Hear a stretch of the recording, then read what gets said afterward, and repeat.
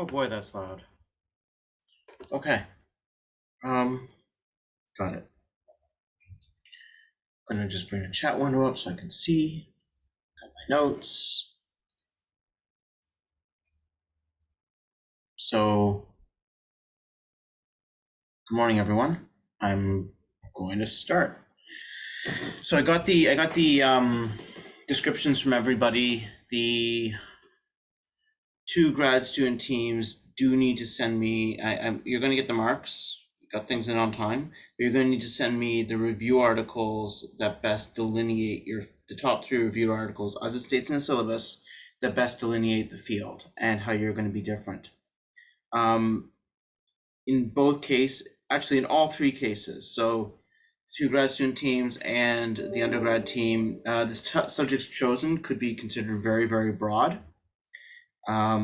Way more than you could possibly do. So I think you'll have to refine the description a little bit. So hopefully that comes out a little bit with the choice of the review articles. And if not, it'll come out with the next submission, I think, in about a week and a half, because boy, terms are short and they come fast. So if you do want to talk about this and figuring out how to narrow it down, you have some ideas, you want some insight, I'm happy to discuss it. Send me an email. My office hours also are Tuesday 9 to 10 or by request. So yeah, happy to support you guys doing this. Okay, so last class we were starting to talk about protecting groups for sugars. It's protecting for sugars, comma, and glycals, because those are different. I guess the protecting groups were for glycals as well, but we'll start with sugars and probably some fluorides. So last class we were talking about the silo protecting agents, and we were able to do things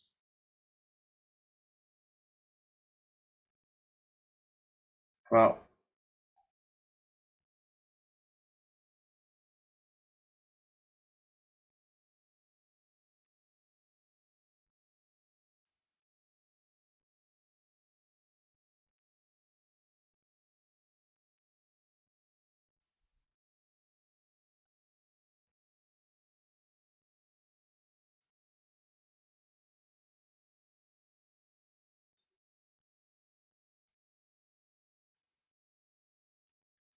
With everything we talked about last class, you should be able to provide a synthesis of the thing on the left from the thing on the right.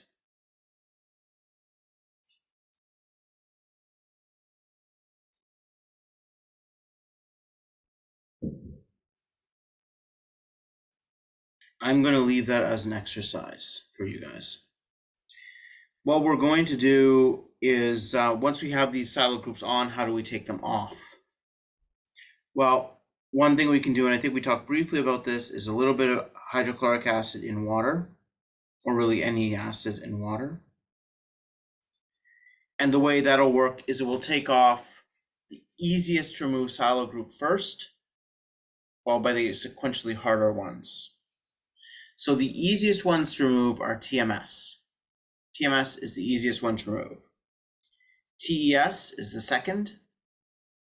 Then the dimethylphenyl one, then TBS, then TIPS. This guy is a little weird. It's a TMS kind of derivative. It's got just methyl groups, so it's small. But the fact that it's got 2 bonds to oxygen makes it a little bit harder to remove because it kind of snaps right back on. It's always kind of held into place. Now, you would never actually try and separate these kinds of things, so you don't need to memorize or learn any of these orders for this kind of stuff. But I would expect that the way this would work is in the presence of acid, you would first remove the TES.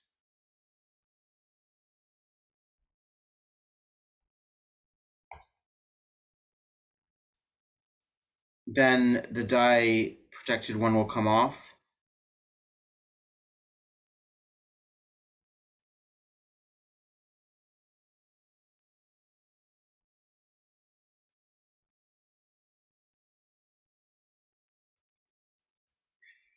then you're probably going to be unlucky, and what's going to happen is your thiophenol is going to fall off, because TBS is really hard to remove with acid. So I think what you would get is this out of this. Now that's not what you want. You wanted these silicon groups to go. You didn't want anything to happen to your thiophenol group, probably. Maybe you did. If you did, this is great. I might be exaggerating a bit. So acid and water works quite well for the smaller ones. It's not so good for the big ones like TBS or TIPS. In that case, what we might want to use is fluoride minus. Normally in the form of TBAF, tetrabutyl ammonium fluoride, or there's lots of other reagents that do this. You can use HF pyridine. That's basically, HF is stupid dangerous, you would never use it. But HF pyridine, it's a 1-to-1 mixture. The hydrogen is actually on the pyridine as the pyridinium salt, and you have an F minus. These all work, and much gentler than strong acid, and they will deprotect everything. Note again, I'm indicating it's galactose by drawing the axial OH, saying it's fully deprotected by putting the OH here. So that is galactose. So this is the deprotection of silo.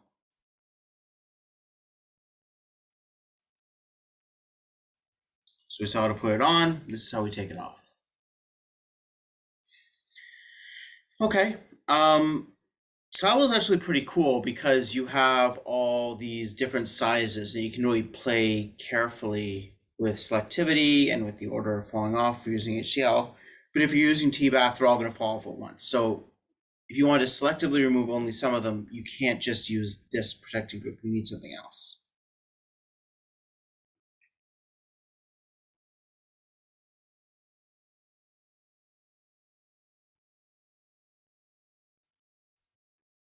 So one other option is the acetate group.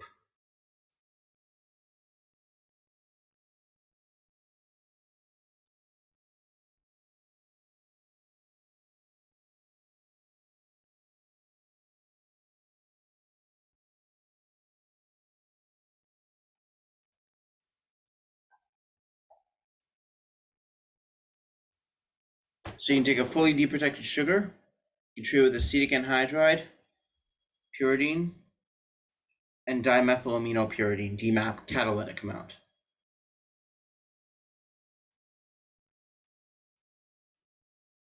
This will give you the alpha acetate. It'll give you the alpha acetate basically for any sugar. Glucose, galactose, mannose, doesn't matter.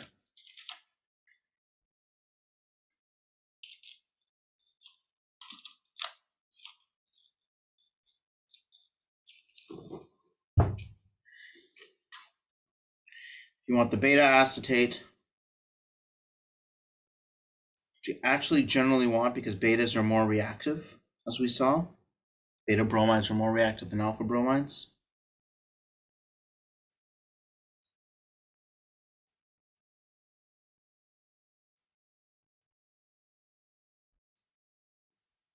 Acetic acid, acetic anhydride, and sodium acetate, and heat. This gives you the beta.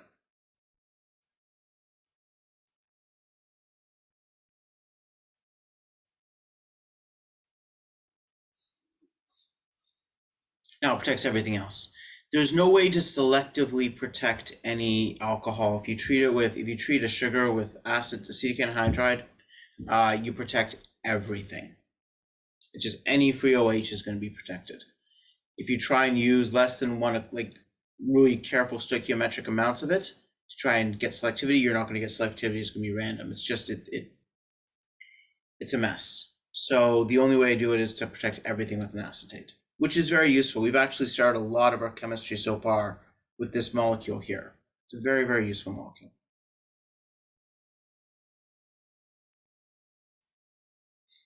How do we take it off? The best way is sodium methoxide in methanol. You make this by adding a little bit of sodium metal to methanol. So it always has to be, you can also add it to ethanol and then you get sodium ethoxide and ethanol. There's no way around that. You can't have it in a different solvent. Not easily anyways.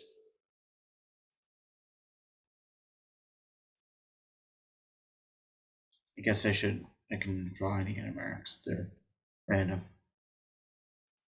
And ditto, of course, to get the same product. So we put these on with acetic anhydride. If you want the alpha, you use purity and DMAP. If you want the beta, you use acetic anhydride and sodium acetate and heat. Now, if you already have something at the anomeric position, you're probably this one is more delicate. You're probably going to use these conditions.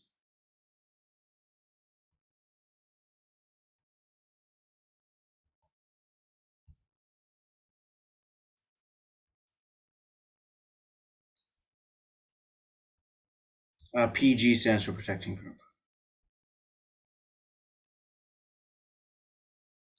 The bottom conditions are pretty harsh. Not everything survives.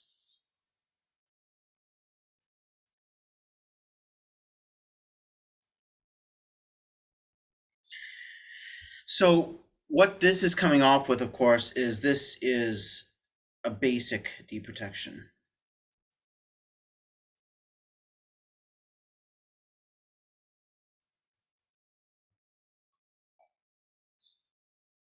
We have some other options. So let's say you do want some selectivity.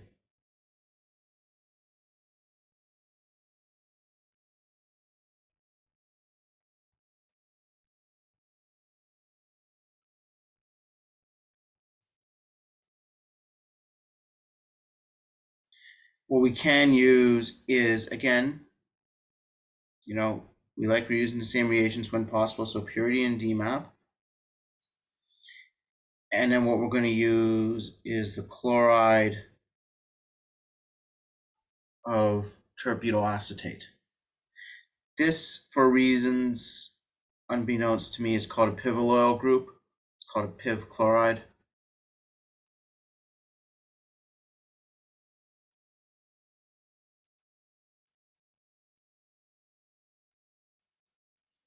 I think it's because pivolic acid was known and before we knew the structures of things, and so we didn't know how to relate it to other stuff. And I don't know what pivolic means. I have known it in the past, but it wasn't all that interesting, and so I forgot it. This, of course, relies on the fact that this is freaking huge because you've got a terbutyl group here. So it's very big. So on that basis, it's very big. Where would I expect to get selectivity? Where would I expect this to add if I use one equivalent of this? Again, and the more accessible C5. More accessible, which hydroxyl? Yeah, 1, 2, 3, 4, 5, 6 and C6. C6, exactly. Perfect. So it's big, so it goes to the most accessible carbon, oxygen, and it's very, very selective. This works really, really well.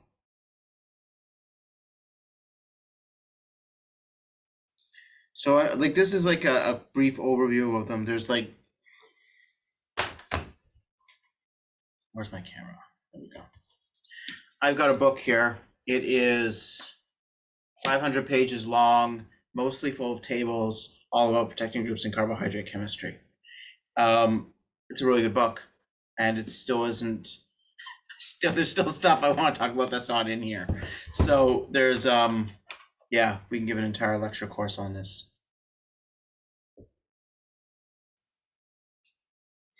So I'm trying to just keep it to the simple ones that are really useful, and you can do 95% of what you need to do. Then of course there's always special examples.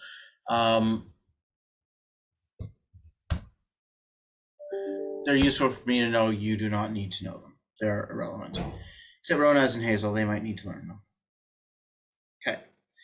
Lucky people. So we've done acid, the silo ones.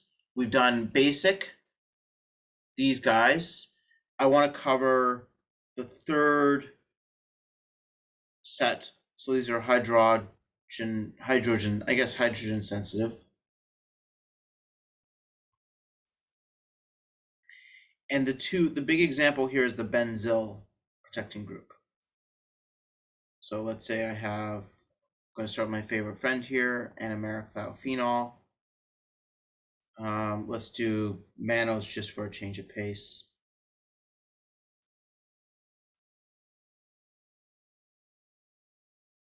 Sodium hydride, very strong base. Benzyl bromide, just an alkyl bromide. It's a good electrophile. Sodium hydride is going to fully deprotonate all the alcohols. Benzyl bromide is going to react with all the deprotonated alkoxides.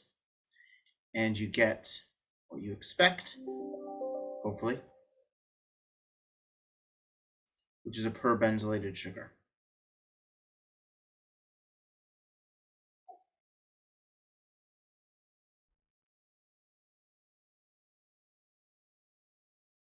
Okay, this stuff works quite well. You have to be careful. This is a very strong base. So it's not compatible, of course, with acetates. Let you figure out why. It's important. But sodium hydride is not compatible with acetate protecting groups. You can't have acetates on there and use sodium hydride.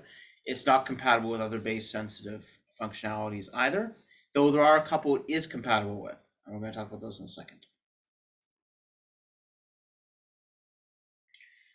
Alternatively, there's two other hydrogen sensitive ones I want to talk about. One is very, very similar. I'm going to basically treat it as the same. So that's the benzyl bromide, but now we're adding a paramethoxy group. This is called a PMB group, paramethoxy benzoyl. And you know, same chemistry for going on.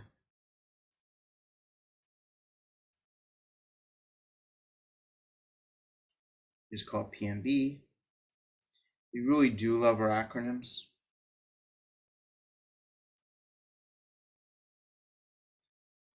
Now, of course, I've kind of screwed myself because I drew this and I didn't have space, and I'm just going to indicate axial. So if I have to do something weird and draw a weird angle, I'm just going to make sure I indicate that I know that this angle is wrong, and it should be absolutely vertical, but there's a PMB group at C6 that's kind of blocking, making it difficult for me to do that.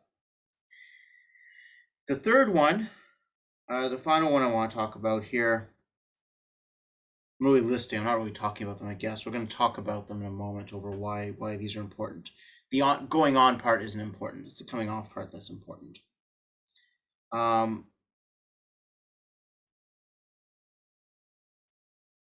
Is to use benzyl chloride. So it's like these, except instead of having a CH2 group here, we've got a carbonyl, and now it's an acid chloride, and an acid chloride looks like an acetate, so it shouldn't surprise you that our conditions are pyridine and DMAP.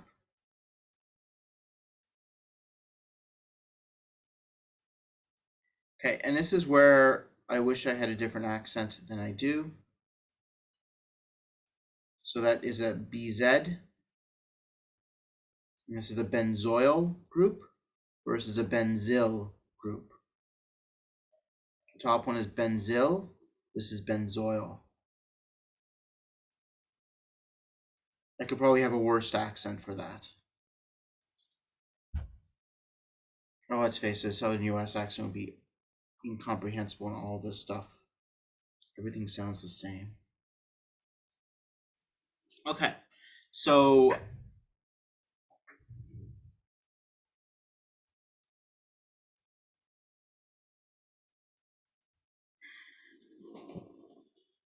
we have three ways to put on hydrogen sensitive groups. We can use the benzyl bromide, which is the typical standard one. We can use the PMB bromide. We can use the benzoyl chloride. And again, there's about 350 others that have been published in the literature. but I think these three will get us through everything we really need. So how do they come off? Well, if you have a mixed system, let's say we had a benzoyl there, benzyl there, PMB there, another benzyl there, and a thiophenol.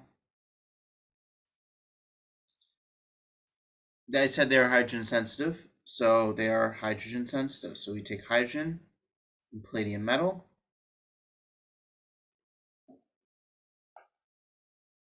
Normally on a carbon support, because palladium's expensive. And what's going to come off first are actually the benzoyls. They come flying off really easily. This is completely possible to do with complete selectivity.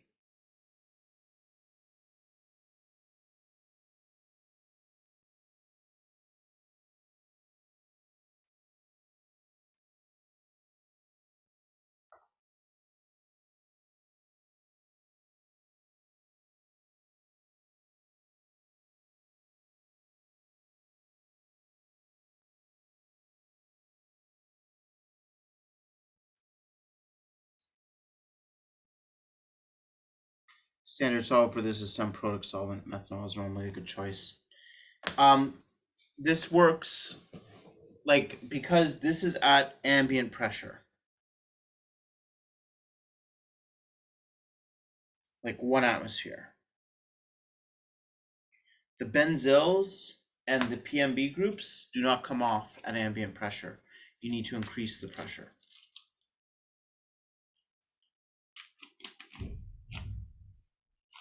So you can do that in a few ways.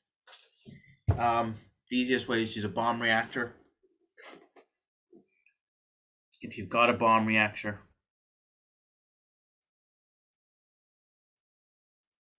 I really want to put a slash between hydrogen and palladium, but I shouldn't. About 10 atmospheres is normally enough. And they come off together. Good luck trying to get those separate. Now, you just really wouldn't try. You would choose to use something else. So what's the point of the PMB group if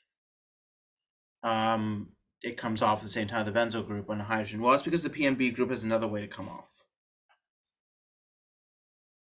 So we can use a reagent called DDQ.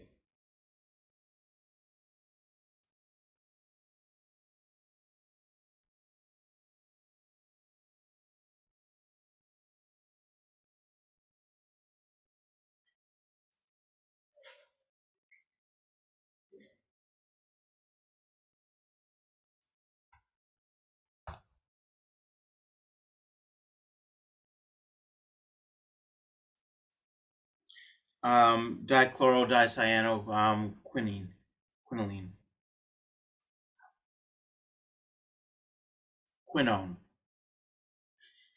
Dichlorodicyannoquinone. And this just removes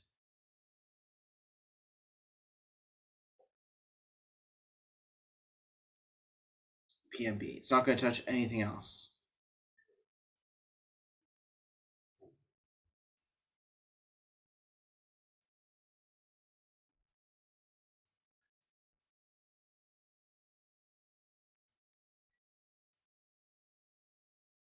I think I actually have that as a question on one of the assignments is show the DDQ mechanism for PMB deprotection.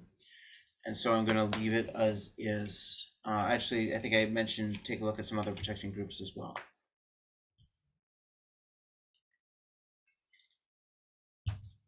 So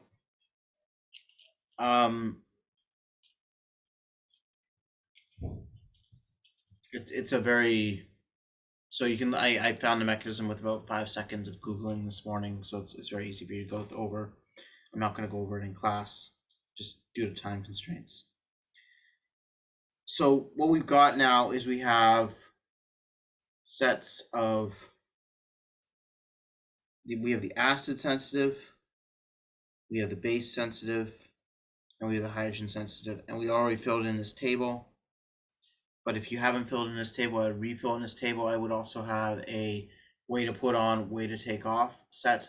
It's going to be useful for you on the assignments because you're going to need to use some protecting groups.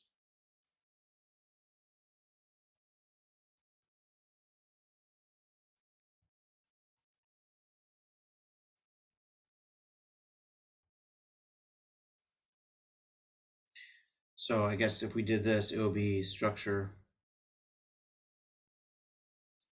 way on,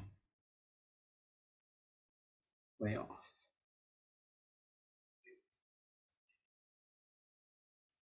And then you'd repeat that. You'd have a neater table than me. Because you'd be writing this with a pen with probably a finer nib than this giant fingerprint I've got. I strongly recommend you go do this. Okay. The one thing where we get a little tricky here now, as if that wasn't tricky enough, is it can be useful. It's, as I said at the beginning, I'll talk about the protected groups. It can be very difficult to differentiate between the different secondary hydroxyl groups, so 2, 3, and 4. And so what we can take advantage of is cyclic protecting groups.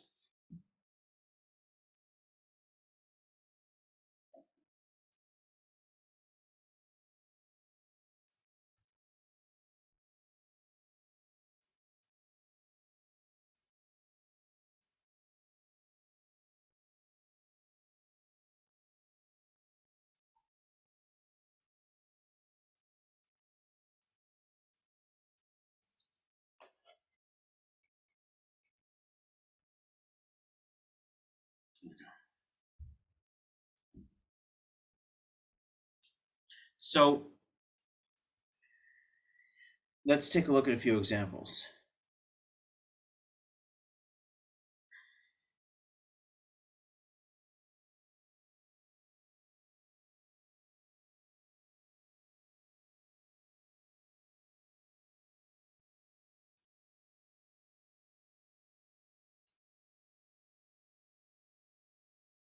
So most cyclic protecting groups are simply derivatives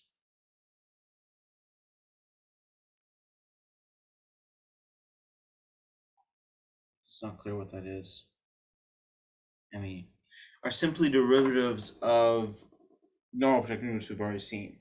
So this is to make a benzyl kind of thing. You know, as our starting material there has 2 bonds to oxygen. Our product's going to have 2 bonds to oxygen. I'm going to use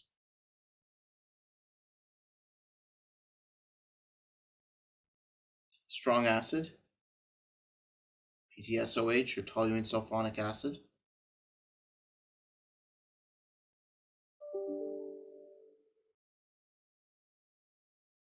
P stands for para because the sulfur is opposite the methyl group. Very, very strong acid. You see it a lot because it's a very strong acid that is also a solid. And so it's very easy to work with. So you can scoop out little bits of it. I think it's the only strong acid that's solid. I think every other strong acid is a liquid. Okay. Normally you'll do this under relatively thermodynamic conditions. So often I think this one's normally done at room temperature. Normally dichloromethane.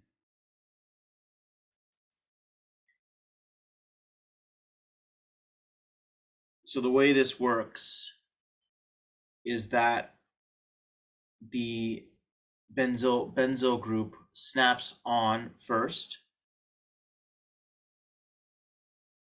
or reacts with the acid. Whenever you see acid, you're always reacting with the acid first. If your first arrow doesn't involve acid, you've probably done something wrong.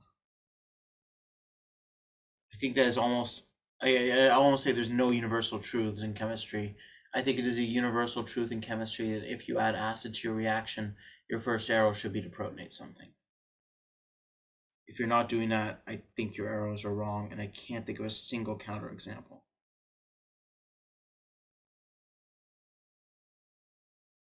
which is pretty incredible because I can always think of counterexamples.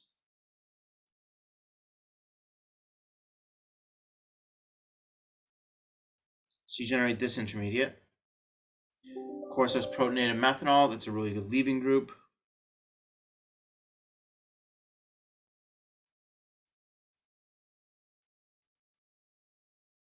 So we do all this work to basically generate this guy, which is benzaldehyde, except it's got a methyl group on the oxygen.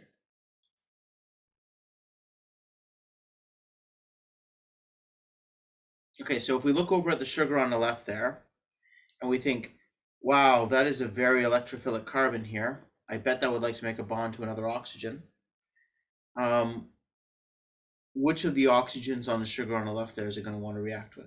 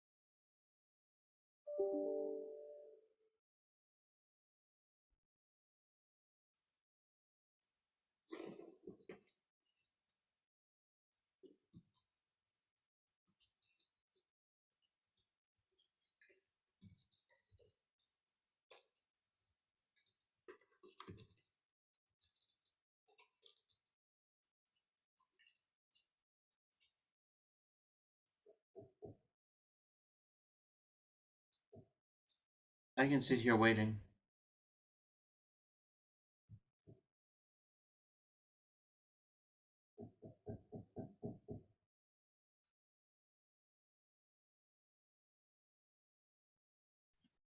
Sorry, I think I missed the question. Which of the sugars on the oxygen which of the oxygens on a sugar is this thing going to want to react with? C6. Yeah, always C6. Whenever C6 is available, it is always the first to react. It is the most available. There's no trick to that. It just is always. Like unless something else is no, always. I'm trying to think unless no, there's no unless.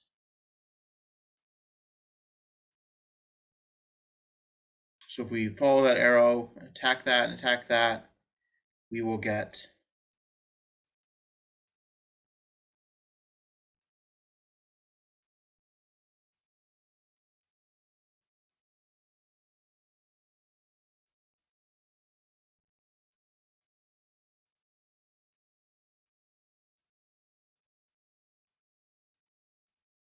that guy.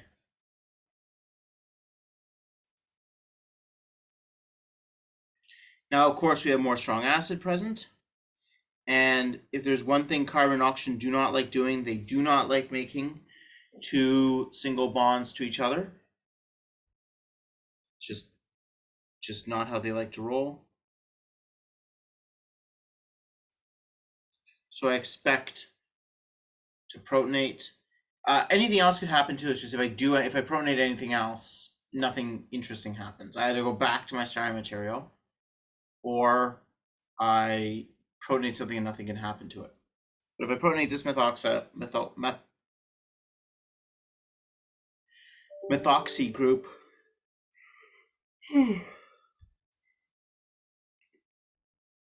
then I'm going to be able to do exactly the same set of arrows I just drew. And I'm going to go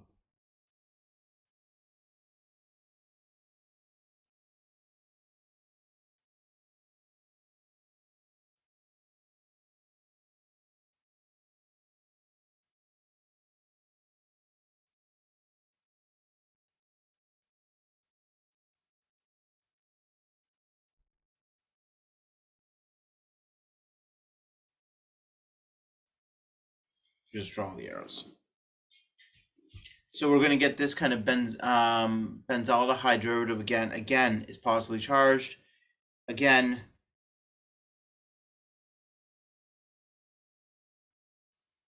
things love making rings. So again, we have this big juicy positive charge, but now it's tied to all these other, to the skeleton with all these other hydroxyl groups here. So which of those hydroxyl groups is going to attack that carbon? 2, 3, or 4? 4. Why? You said you want to make a ring, so it's closer. Yeah, you want to make a ring and it's closer. Exactly. Like, exactly. It's that simple.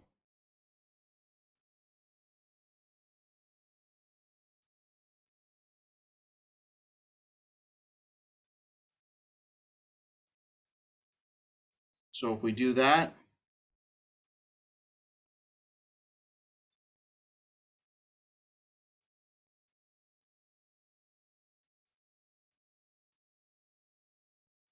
we get that. And we get a 6-membered ring.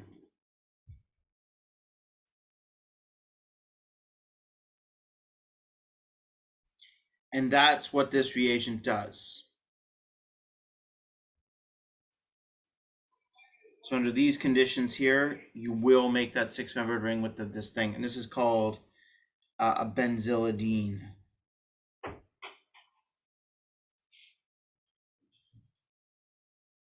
It's also okay to turn that first I into a Y. I've seen both spellings. The second one's an I. So what we've done is we protected C4 and C6. Now C4 was like the least reactive of the hydroxyl groups. When we remember we were going back to it, we said, okay, the equatorials are all more reactive than the axial. C4 is the least reactive, but we protected it second because it's in close proximity to C6.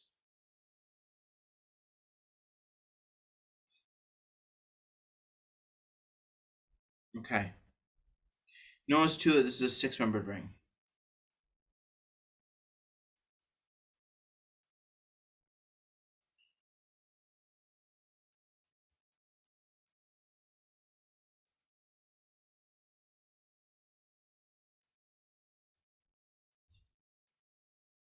And benzylidines like 6-membered rings. The other cyclic protecting group we're going to talk about has a bit more complexity. There's no real way around it. That's what benzylidines do. And that's, we can take the same sugar,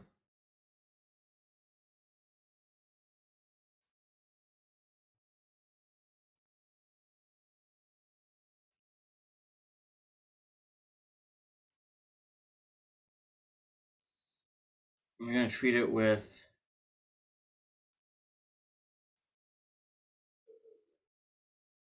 2,2-dimethoxypropane, PTSOH, chloroform, dichloromethane, sorry, and again, room temperature, so, or maybe 0 degrees.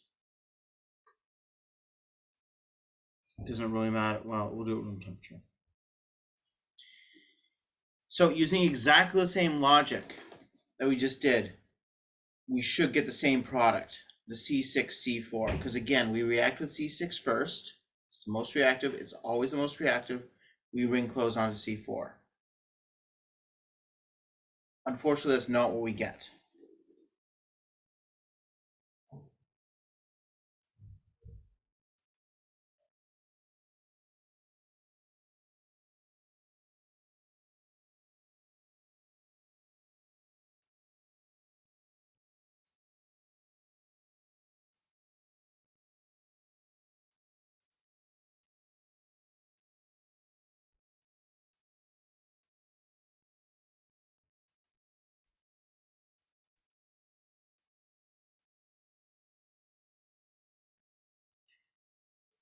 We get 4,6. And we get 4,6 because 2 reasons. One is it absolutely did react with C6 first. It's just we're under thermodynamic control.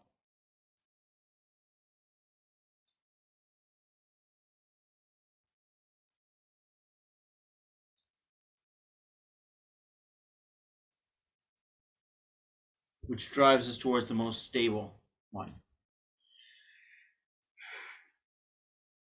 And the most stable one is going to be a cis acetonide. That's why I've done galactose. With glucose, you kind of get a bit of a mix because you have choice of 2 trans acetonides, you get both, and it's kind of annoying. With galactose, you get the cis. With mannose, you would also get the cis, but you would have it at C2 and C3. And this is because the reactions are reversible. So what's happening here is it is going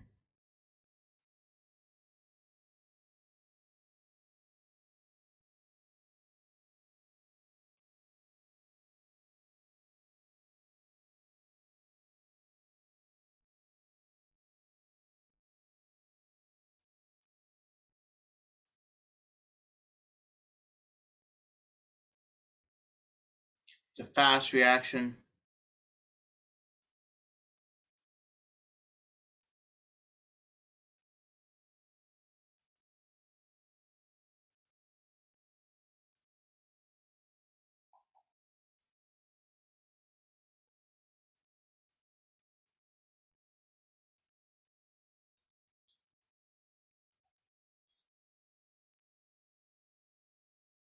But there's methanol around. So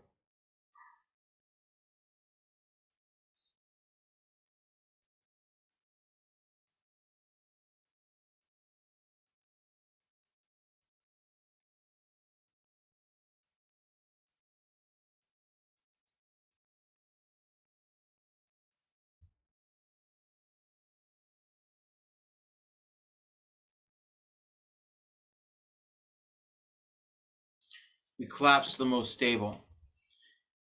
So the reason the 6-member rings are normally better than 5. The reason this 5 is better is because you have 2 substituents on this carbon. And in a 5-membered ring, you can pucker them so neither one is axial. In a 6-membered chair, one of them has to be axial, that is unstable. So the 5 is better than a 6 when you disubstitute like that on the same site. And so we take advantage of that with the acetonide to give us 4,6 or 3,4. So the benzylidine will give us 4,6, the acetonide gives us 3,4. If we really want 4,6 with an acetonide, we can do that. But what we have to do is we have to use a different reagent.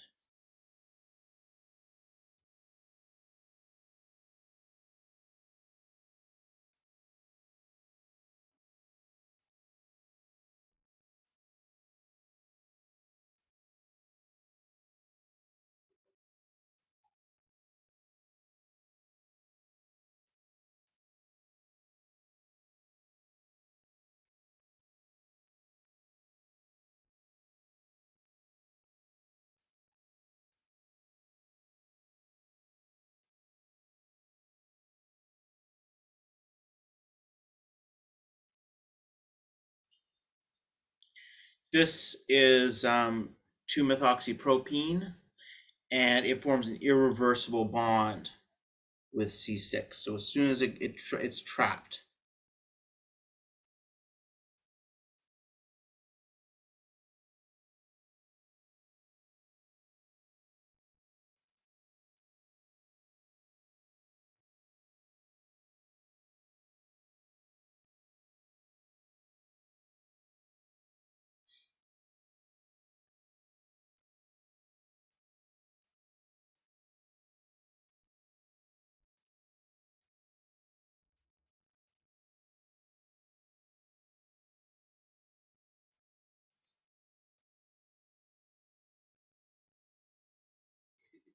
So you're stuck. So you have to make the C6. You can't break the C6.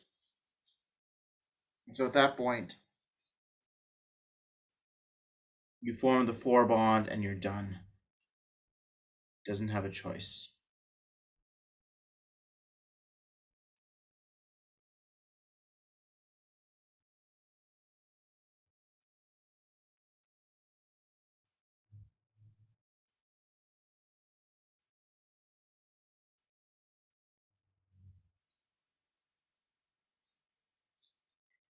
So we can do this if we want, which then of course leaves these 2 open that you could protect with another acetonide if you like, or you protect them with benzylidine, or you can protect them with something else.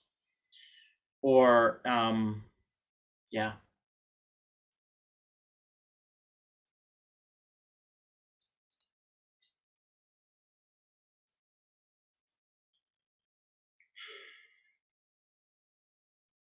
Okay, so what can we do with this? Well, the D protection of this guy, all these these are all acetals.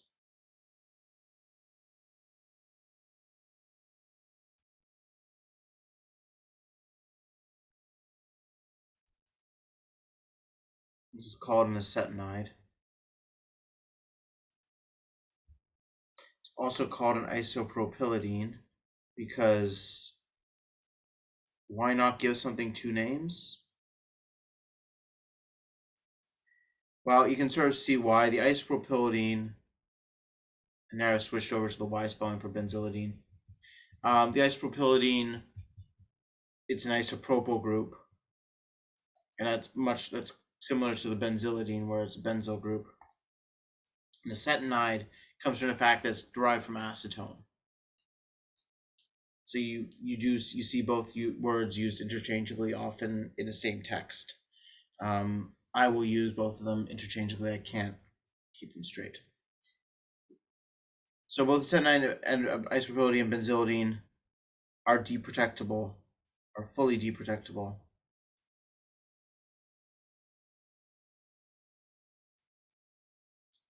With acid and water. So HCl, H2SO4, PTSOH in water, whatever, acid and water, take them off.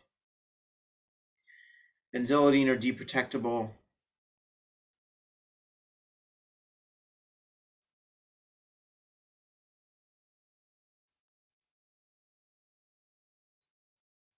With hydrogen as well. Because again, they have that benzyl group. So you can take them off with hydrogen and palladium and carbon. So you can put on an acetonide and a benzylidine. You can take off benzylidine with H2 with hydrogen, and you take off the acetonide with acid. Benzylidines also have a bit more flexibility.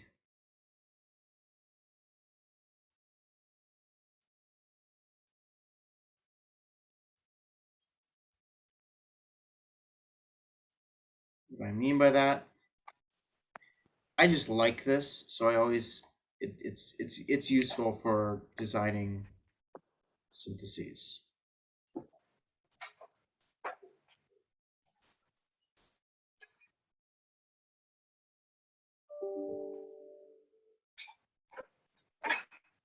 So what we can do with the benzylidine is, let's say we have, I'm going to just draw it real big.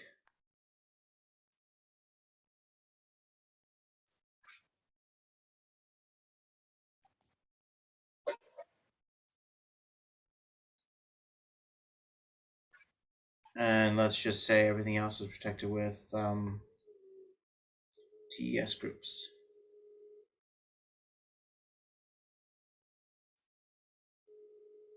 Kind of arbitrary. Could have been lots of other stuff.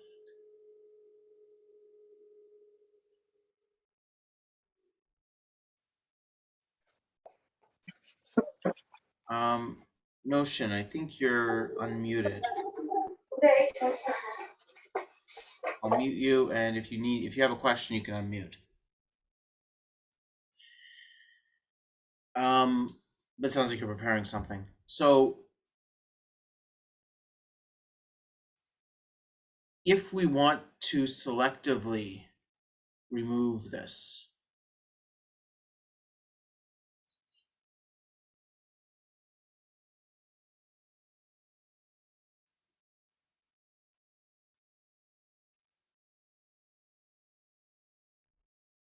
just want to make sure I get this right.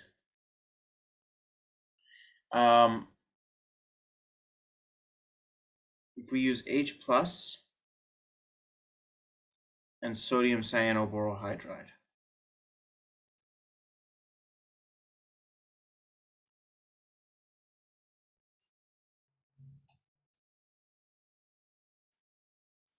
so sodium cyanoborohydride is a borohydride that's kind of a weaker borohydride.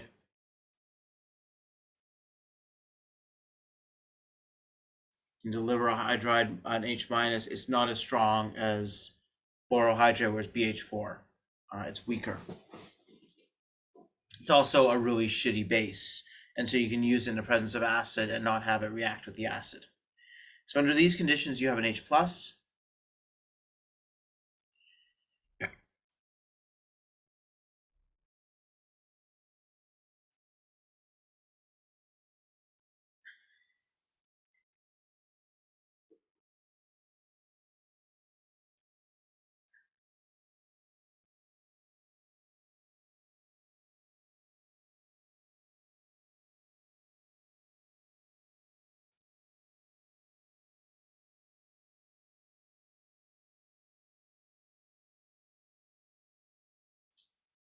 And we have a slightly more basic oxygen on the secondary. And so it's going to react with the H plus.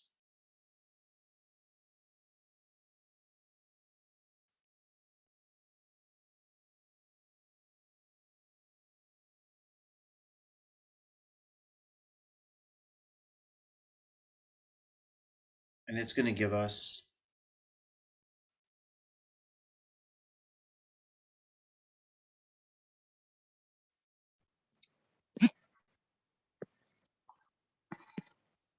this guy here.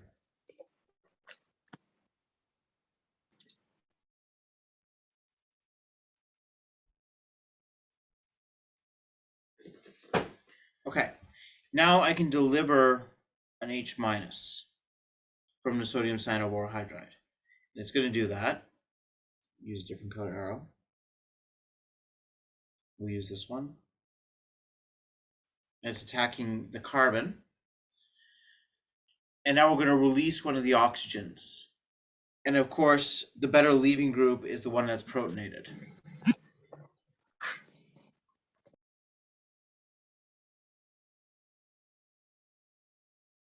So we follow this logic through.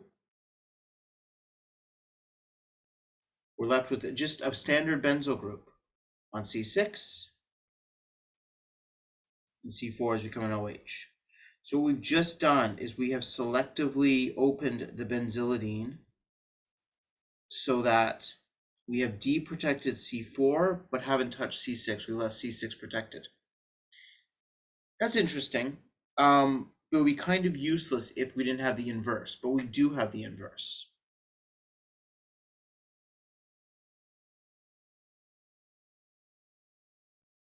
So if instead of that, I use TMS chloride and sodium cyanoborohydride. So again, remember we were talking about this, we were seeing this earlier in the class, TMS triflate, good Lewis acid. That TMS group is basically an H plus that isn't an H plus. Very similar, except you don't need protic solvent. Okay, same argument here. Except now TMS is also bigger than H plus. And of course, this oxygen here is less hindered than the other oxygen because it's primary. And so it is the one that can react with the TMS chloride.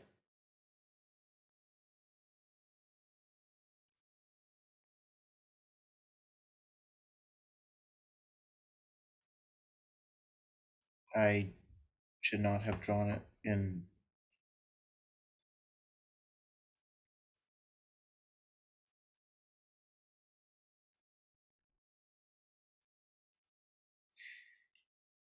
You know, I bought myself this fancy new Surface Pro computer thingy because I thought, you know what, my cheap ass Surface that I got 5 years ago doesn't have a good stylus and its battery's starting to give me trouble. So I'll get a new one, and I'm sure they've improved the stylus since then. They have not improved the stylus since then. It's the same damn thing. So I'm sorry for the shitty resolution of all these figures. So of course now when I do the same thing with the sodium cyanoborohydride, and if you like,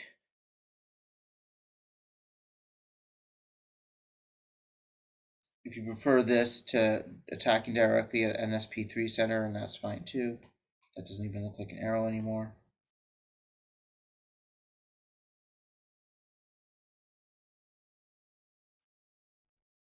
I'll accept the drawing I did up top where I just did sort of an SN2 attack. This is more accurate. Of course.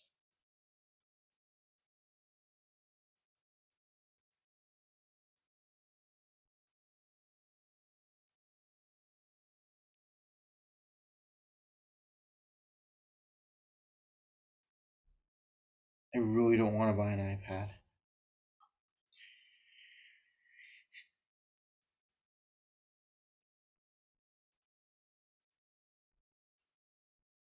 But I think I come to the conclusion that their stylus is just so much better.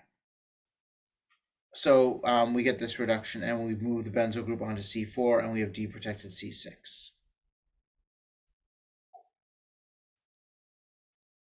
Now I've drawn all these as galactose because galactose is my favorite sugar. But this C6 ring thing works equally well with glucose. There's no difference. So all this chemistry is equally applicable to glucose or mannose or talose or ultrose or iodose or whatever your sugar you happen to be facing. But this allows us now to take a C6, C4, that's not what I drew. That's what I drew. The C6, C4 benzylidine and ring open it such that we have the benzo group on C6, which frankly isn't that hard. There's ways to protect C6, so it's not that big a deal. Or C4, which is hard because C4 is the hardest one to protect of all the alcohols. And so this gives us quite a lot of flexibility in how we sort of puzzle through getting the right protecting group stuff. That is all I want to say on protecting groups for this course. Or for this partial course. We'll come back to them with amino acids. But for sugars, there's nothing else to be said. If you need to, you can, again, I think the university library has a copy of the protecting group book if you want to take a look more at those. So you can access that relatively easily. Okay. I'm going to just leave one blank slide. I'll delete it in the notes I upload. So with that protecting group stuff done, we're going to go back to talking about sugars. I want to talk really, I'm trying to think if I care enough about anomeric fluorides to talk glycosylfluorides. You know what? Screw it. We're not going to discuss glycosylfluorides. There's too much stuff in this course already. It's not necessary. Okay. We're going to touch on them really briefly with glycals, but we'll focus on this. So what the fuck is a glycal?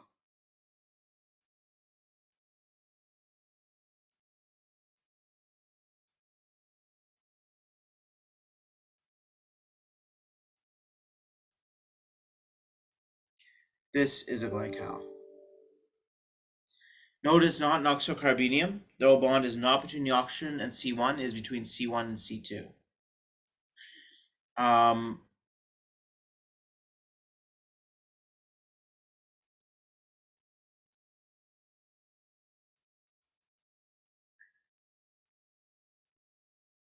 So why are we discussing these? One thing about them, actually, one of the main ideas behind them is they were developed as a solution to mannose problems. The second thing is you've removed one of the oxygens, and so you've simplified your protecting group problems. Because now you don't have a C2OH to worry about. You now only have 3 OHs. And we know we can do chemistry with 4 and 6. We just talked about that a lot, which allows us to protect 3 and do stuff with 3. We know that we can do 3 and 4, which allows us to do 6. We know that we can do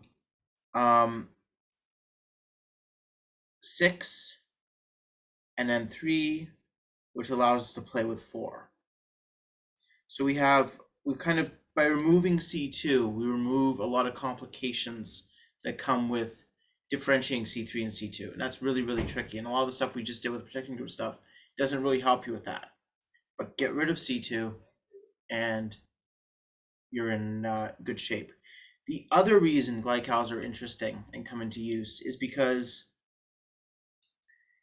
a lot of sugars in biology either have the C2 sugar removed, like that is literally what deoxyribose nucleic acid is, it's C2 deoxy. So it has C2 sugar, C2 hydroxyl removed. There are also a lot of natural products and compounds that have that OH removed. And the other thing is you often have a nitrogen in at C2. And this glycal allows you to do that kind of chemistry, either remove the oxygen there altogether or add a nitrogen in. We're going to go through some examples with these kinds of things.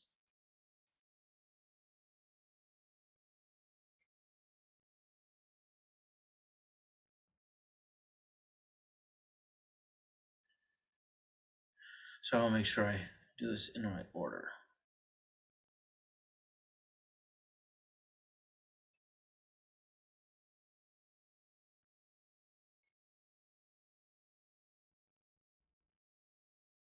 Okay. Well, I'm going to talk about how to make these things. There's a few ways to do it. But by far the easiest is from the anomeric bromide. So again, if we're just taking this thing apart, using chemistry we've just seen, you would make this from the peracetate, using HBr and acetic acid. So you make anomeric bromides, I think we touched on that. And then it's definitely in the notes that are uploaded. And then we get this from the basic sugar. It's a beta acetate, so you must have used sodium acetate and acetic anhydride.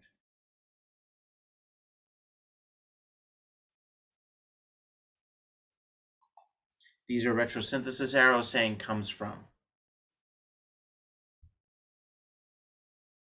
Don't think I've drawn very many of them.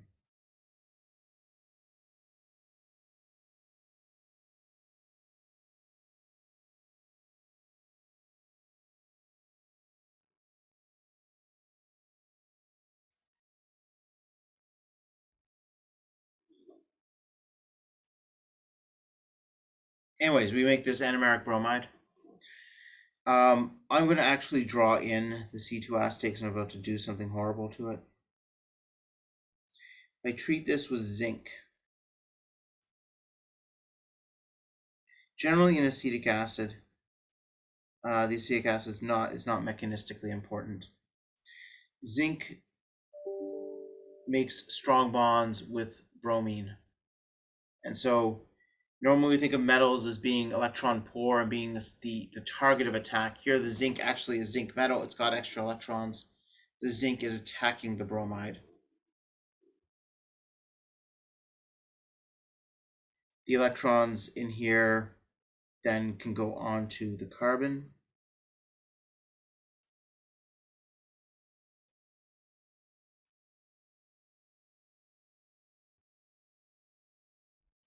Generate a C minus. A C minus is not a particularly stable species, and that's an understatement. So this rapidly attacks and displaces the C2 acetate, which gives us the glycal.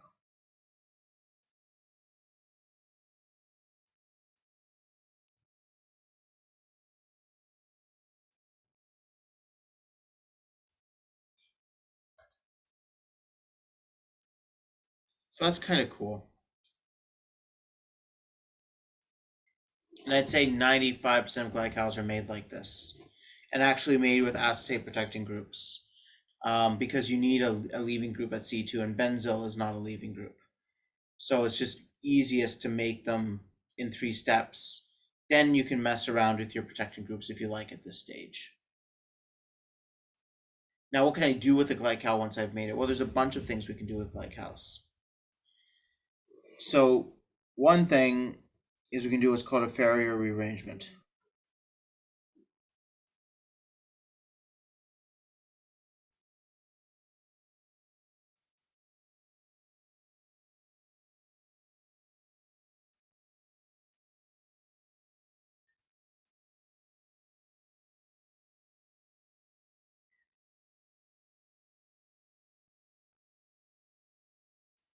In this, I add basically a Lewis acid, and I add a nucleophile. Let's use another sugar. We haven't done a lot of stuff with other sugars, so let's start.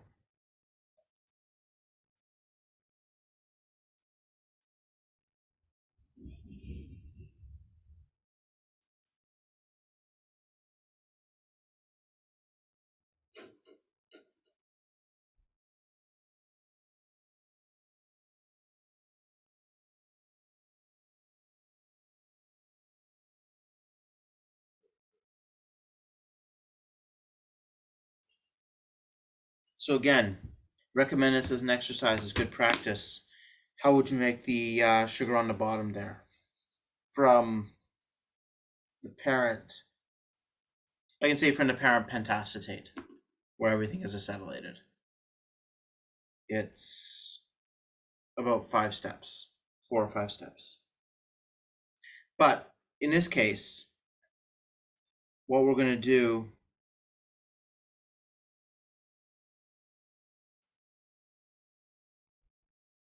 is this acetate is going to react with the TMS.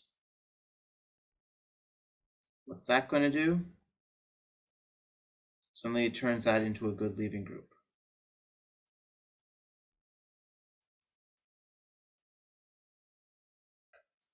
I can't not draw it out.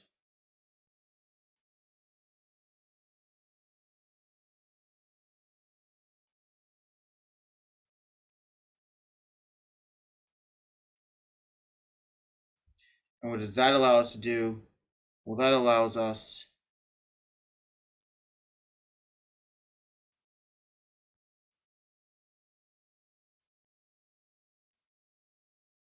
to attack the anomeric position, move the double bond.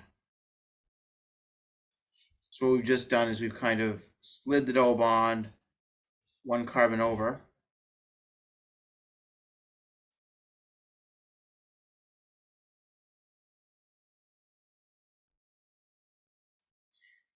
I'm not going to get into a massive discussion about microscopic reversibility and this particular stereoelectronic effect. If you really want to know, I'm happy to talk about this during office hours, but it's just going to confuse everything at this point. So what I'll say is that if the acetate group is equatorial, this comes in equatorial. If the acetate group was axial, this comes in axial. And I'm very forgiving about bond angles when we have a situation like this and everything's trying to overlap everything else. Bond lengths could be a little bit off, all that stuff.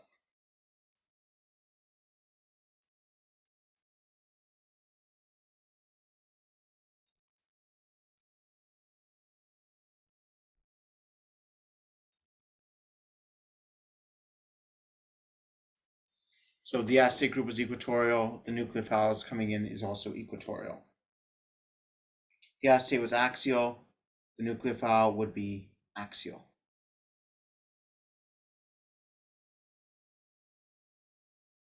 They need to line up perfectly. It's the way the orbitals need to move for the lone pairs in the double bond. So, okay, now I just move the double bond. Now it's 2, 3, which could be cool. Now I've gotten rid of 2 hydroxyl groups. But what do I do with that? Okay, so let's talk about what we can do with double bonds here.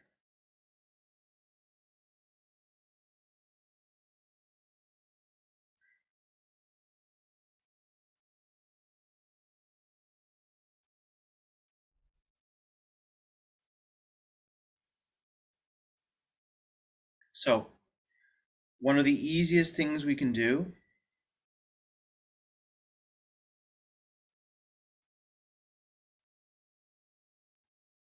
is treat this with MCPBA. Remember, right? This is metachloroperbenzoic acid.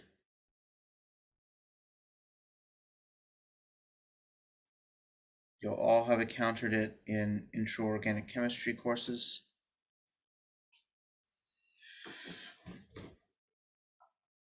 It's a perbenzoic acid. That means it's got, this whacked oxygen-oxygen bond, which is just not stable.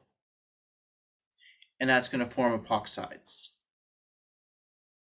And luckily for us, it always forms the less hindered epoxide, which in the case of glucose and galactose chemistry, remember mannose doesn't matter now because we don't have a C2 acetate.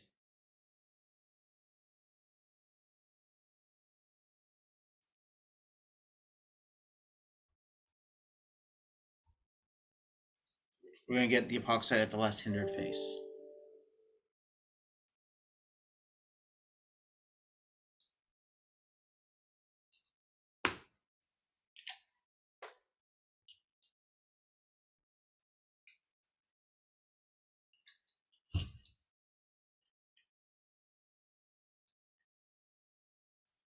Why is that useful?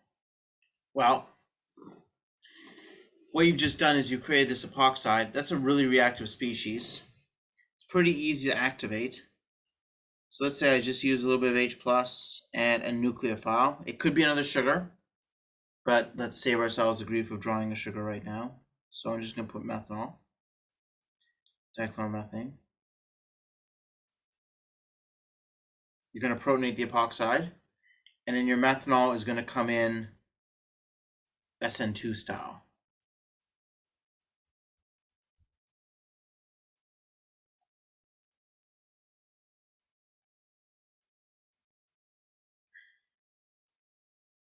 This is not a particularly impressive use of the glycal, but it's very selective.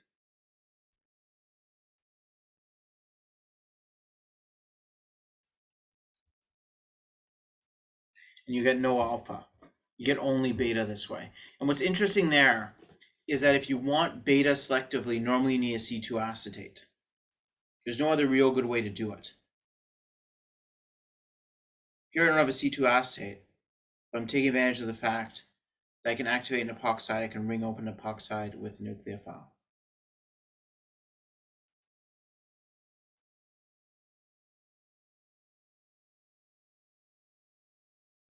It's really one of the only examples of a way to get C2 or beta selectively without anchimeric assistance.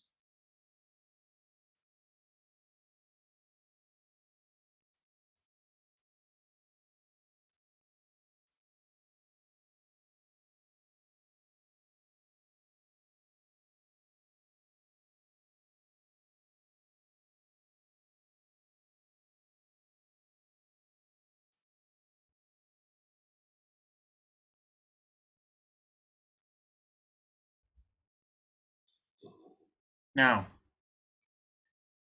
that's cool, sort of. I think it's cool. What if we want the other one?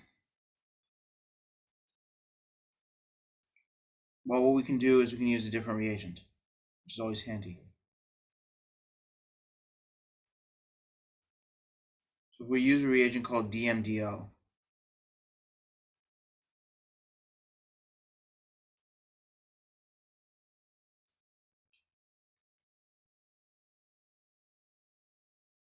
and use an acetone because you make it an acetone because it's basically acetone with an extra oxygen.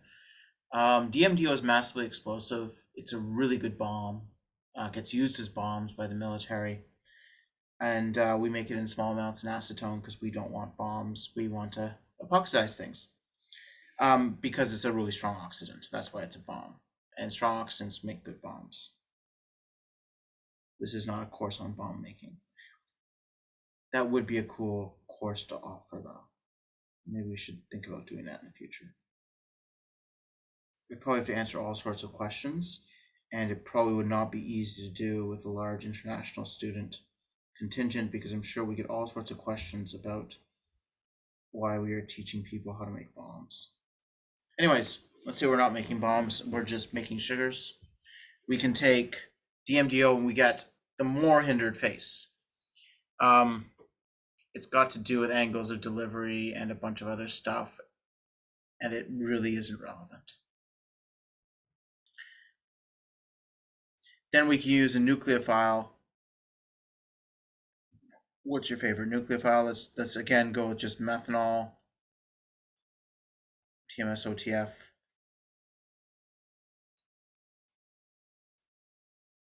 And note, we'll get the axial OH there because it's going to open the epoxide up.